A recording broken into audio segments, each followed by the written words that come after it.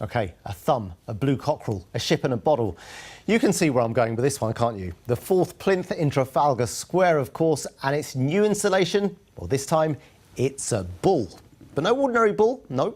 This one is a bull made of tin cans. It's the work of Rakowitz, but I've always wondered myself what happens to those pieces after they've been on the plinth. So we asked Wendy Hurrell to check it out for us. Coffee and croissants with a jazz soundtrack made this morning's soggy cluster of press feel a little more civilised. It was a cold and wet Trafalgar Square. Yet pouring rain doesn't diminish the interest in the smallest, yet arguably most famous, sculpture park in the world. 3, 2, 1! Then the latest fourth plinth work is unveiled. The invisible enemy should not exist will be seen by 20 million people in the next 2 years. As somebody who thinks about public art a lot, I also think about the way in which monuments after time stop communicating to its public. So I believe in an ephemeral public art. But then where do they go?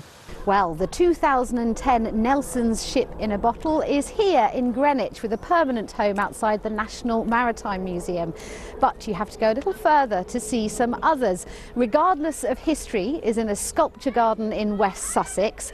The Rocking Horse outside a museum of modern art in Denmark, and the Blue Cockerel crows from another art gallery at Washington. Mark Wallinger still has his, the very first to be on the plinth in 1999, and installed it temporarily on the steps of St Paul's last Easter.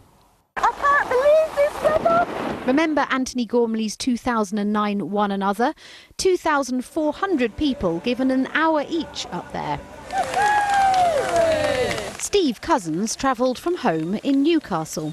You could definitely say there was some bewilderment there, definitely some laughs and definitely lots of people seeing something that they'd never seen before. A man inside a 6-foot balloon bouncing around on top of the plinth. I think that was the first time that's happened. Then the plinthers went back to their day job. So from clown to ringmaster in just 1 decade. That's the journey from the plinth until now. Overlooked for nearly 170 years, now a prominent platform that promotes art all over the world. Wendy Hurrell, BBC London News.